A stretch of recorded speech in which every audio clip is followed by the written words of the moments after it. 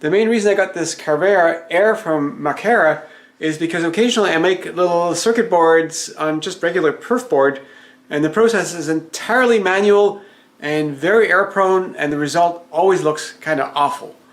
So if I could just mill my own custom PCB for this sort of thing, I'm sure that would go a lot smoother. So I decided to rebuild this thing for a test, and that requires, of course, learning some software, and based on friends' advice and researching it, KiCad was pretty much the obvious answer for doing the PCB design. Now, KiCad creates Gerber files containing all the traces, so I still need a tool that creates G-code files containing the tool paths so I can actually mill around the traces.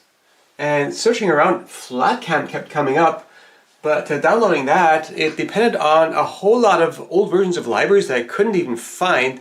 Eventually I found some Windows installer on a third person's website, and running that, it kept crashing on the files that I tried to run with it, so scratch that one.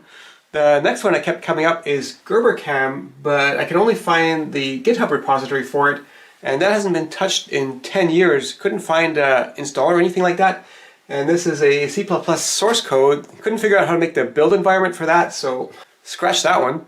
Okay, then maybe I just need to get a paid version of something. So what came up for that was CopperCam, and that looks okay, but then look at the screenshots here.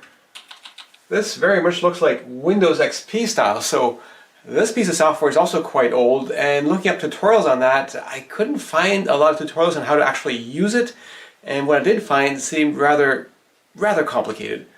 And then I was wondering, why are all these tools so out of date and whatnot, and I realized, you know what, people probably don't mill a lot of PCBs anymore because companies like PCBWay, who are sponsoring this video, can make PCBs at a very reasonable price, so there's no reason to actually mill your own PCBs.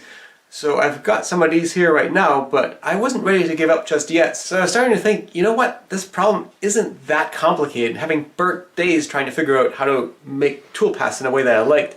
So I decided to write my own, and I've got this, and as usual for this sort of problem, I start with AI to write the code, and that's a really good way of kind of getting over the hump and getting a basic thing that sort of works, although after a while it always comes down to just conventional coding and debugging.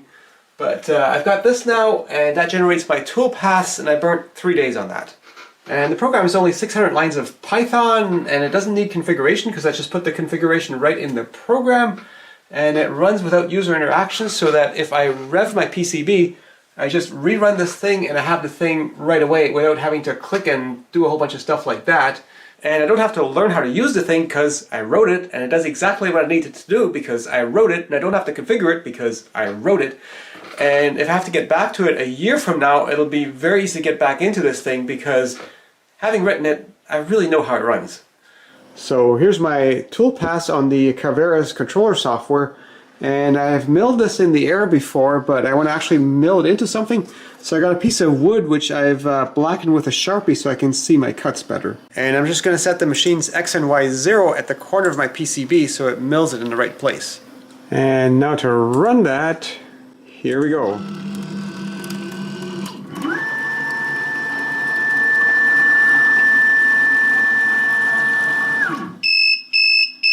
So I've got auto leveling enabled, so it wants the Z probe so I can figure out exactly where the PCB is.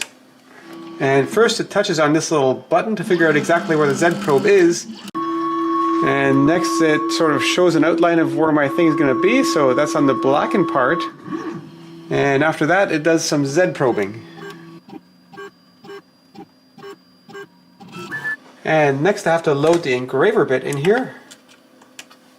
And it's going to touch off of this button again so it knows exactly how deep this thing is going to cut.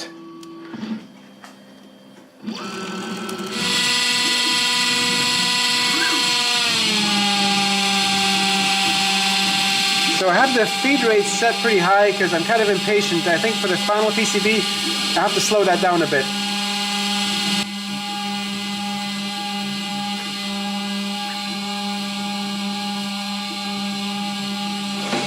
And what's really nice is if I close the cover on this thing, it's not too loud at all.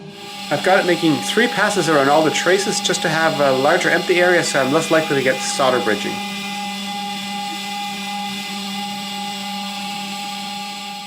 And And now switching to a teeny tiny little drill bit.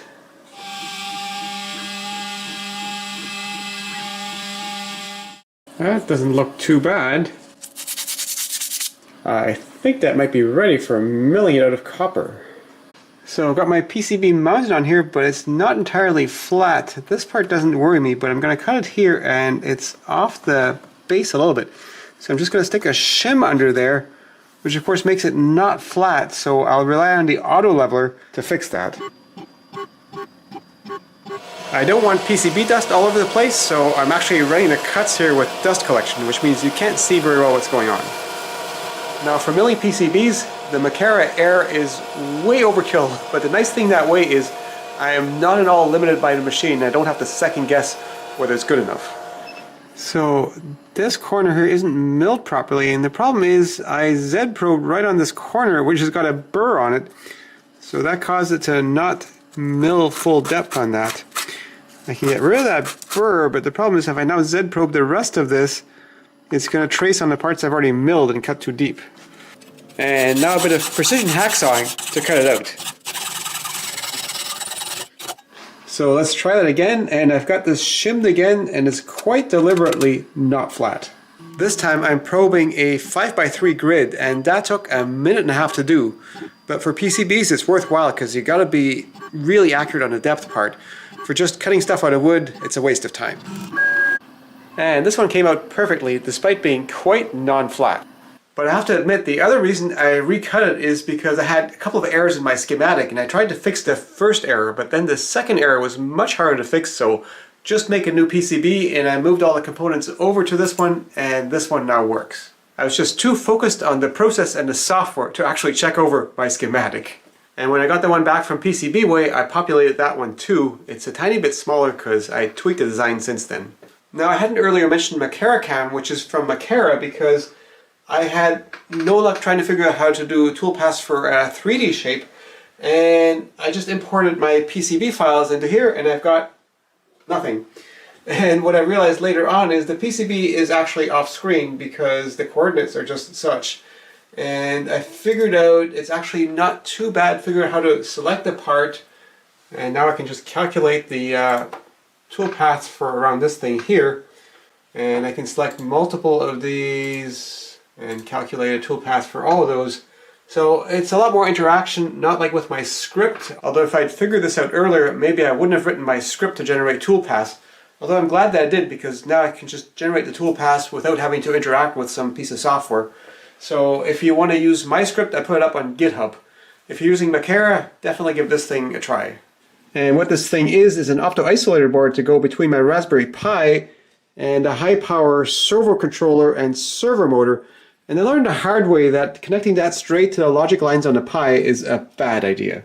And I ended up putting the components on the copper side because this connector here has to be on the opposite side of the copper, and I wanted the components on top, so just populating them on top of the copper side was the easiest solution. Of course, getting a circuit board made by PCBWay with plated through holes or vias would have solved that problem, but I just used the design they already had. But even staying on the same side of the PCB, I hit limits here because sometimes, like with this one, I want to use both rows on the Raspberry Pi connector, which means I need to get at the pins on the other side, which here I just ran a wire around it. But of course, with a properly manufactured PCB, you can run traces between those, which for a machine PCB is very much pushing the limits of it. And then of course there's other limitations, like with this circuit board here, the pin density is just too high to make a milled PCB practical. So I highly recommend you play around with KiCad for doing your own PCB design. And unlike with FreeCAD, the complexity is all necessary as opposed to FreeCAD, where it seems to be accidental. And it is very capable of designing much more complicated PCBs, and it can just export the files that you can send to PCBWay.com for getting your PCBs made, like not just the traces, but also parts lists, solder mask, silk screen, multiple layers, on and on and on. It can do much more complicated things than I did. I just scratched the surface. And while I like milled PCBs, especially because I screwed up the first one, I could immediately make a new one. For more complicated things, getting it manufactured by PCBWay is the way to go.